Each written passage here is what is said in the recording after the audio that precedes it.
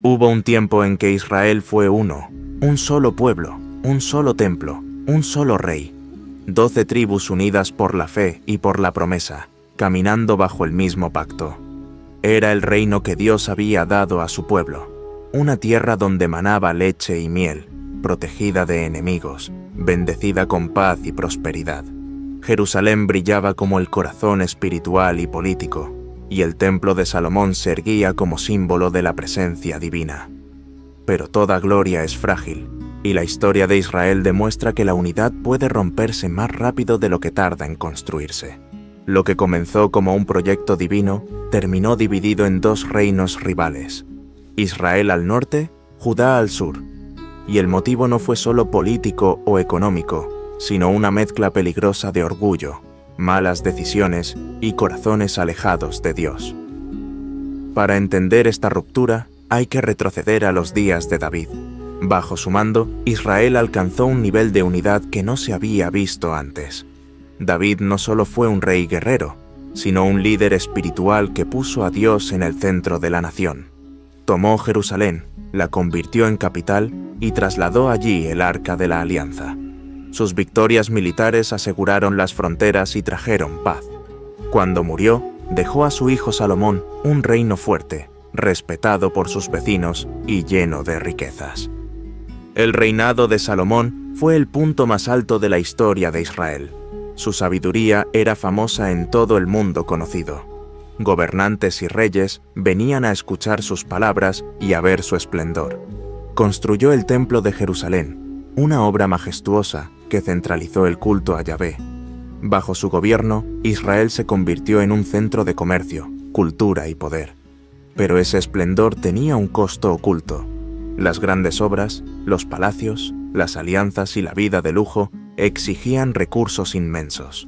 Salomón impuso altos impuestos y trabajos forzados, especialmente en las tribus del norte. A esto se sumó otro problema.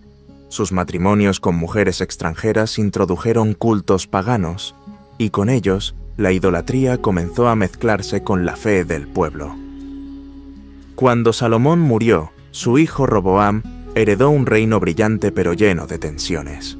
En Siquem, representantes de las tribus del norte, encabezados por Jeroboam, se presentaron ante él con una petición: «Alivia las duras cargas que tu padre nos impuso y te serviremos». Roboam pidió consejo a los ancianos de la corte, quienes le recomendaron actuar con suavidad y ganarse al pueblo. Luego consultó a sus jóvenes amigos, que le dijeron que debía mostrarse más duro aún, para que nadie cuestionara su autoridad. Roboam eligió la segunda opción y respondió con arrogancia: «Mi padre os castigó con látigos, yo os castigaré con escorpiones». Fue la chispa que encendió la rebelión. Las 10 tribus del norte rechazaron a Roboam y coronaron a Jeroboam como su rey. Así nació el reino de Israel, con capital en Samaria. Roboam se quedó con Judá y Benjamín, y con Jerusalén como capital. Desde ese momento, la división fue irreversible. Jeroboam temía que si su pueblo seguía viajando a Jerusalén para adorar, acabarían volviendo a la casa de David. Por eso, estableció lugares de culto en Betel y Dan, colocando becerros de oro y diciendo: «Estos son tus dioses que te sacaron de Egipto». Lo que para él era una maniobra política, para Dios fue idolatría. Así comenzó una espiral de pecado que marcaría al reino del norte. Judá, más pequeño, mantuvo el templo y la línea davídica, pero no estuvo libre de errores. Con el tiempo, también se dejó arrastrar por la idolatría y las alianzas impías. Israel, aunque más rico y con más territorio, sufrió constantes golpes de estado y cambios de dinastía. Los profetas enviados por Dios, como Elías, Eliseo, Amós y Oseas, advirtieron al pueblo, denunciando no solo la idolatría, sino también la injusticia, la corrupción y el olvido del pacto. Mientras tanto, las potencias extranjeras observaban. Asiria se convirtió en la amenaza principal. En el año 722 a.C., el ejército asirio sitió Samaria y la conquistó.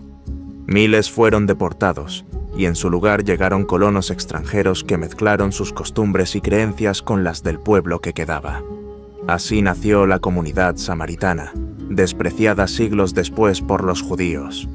Judá resistió un tiempo más, pero también cayó en la trampa de confiar más en alianzas humanas que en Dios. En el año 586 a.C., Babilonia, bajo Nabucodonosor, conquistó Jerusalén, destruyó el templo y llevó a la élite a un exilio que duraría 70 años. La arqueología respalda muchos de estos hechos. La estela de Merneptah, en Egipto, menciona a Israel ya en el siglo XIII a.C., confirmando su existencia como pueblo. La estela de Tel Dan, hallada en el norte de Israel, habla de la casa de David, prueba de que su dinastía fue real. Restos de fortificaciones y ciudades como Megido y Azor muestran un reino con capacidad de construcción y defensa. Pero más allá de las piedras y los textos, lo que queda es una advertencia. La unidad es frágil, y un liderazgo arrogante puede destruir en días lo que tomó generaciones construir. La división de Israel y Judá no fue un simple accidente histórico. Fue el resultado de un corazón dividido, tanto en sus reyes como en su pueblo. Dios había advertido que la idolatría traería ruina, y así fue. Las riquezas, el poder y el orgullo cegaron a una nación que había sido llamada a ser luz para las demás. Y cuando la luz se apaga desde dentro, no hay muralla que pueda defender lo que queda. Hoy, esta historia sigue hablando. No es solo un relato antiguo para los estudiosos de la Biblia o la historia. Es un espejo para cualquier nación, comunidad o persona. La división empieza en lo pequeño. Una ofensa no resuelta, un orgullo que impide ceder, una ambición que pone el interés personal por encima del bien común. En Israel, comenzó con impuestos injustos y se mezcló con arrogancia y desobediencia a Dios. En nuestras vidas, puede empezar con algo igual de sencillo, pero el final puede ser igual de devastador. La unidad, cuando se basa en la verdad y la justicia, es un tesoro. Pero cuando se basa solo en conveniencia, en poder o en intereses personales, tarde o temprano se rompe. Israel y Judá son el ejemplo de lo que ocurre cuando la fe y la obediencia se diluyen. La grandeza de David y Salomón no pudo sostenerse porque no se cuidó la raíz espiritual. Y sin raíz, el árbol, por grande que sea, termina cayendo. Este es el eco de una advertencia que no pierde fuerza. No importa cuán fuerte parezca una nación o una vida, si se aleja de los principios que le dieron estabilidad, terminará fragmentada. Así como Israel se rompió en dos, cualquier cosa que no se edifique sobre un fundamento sólido está destinada a caer.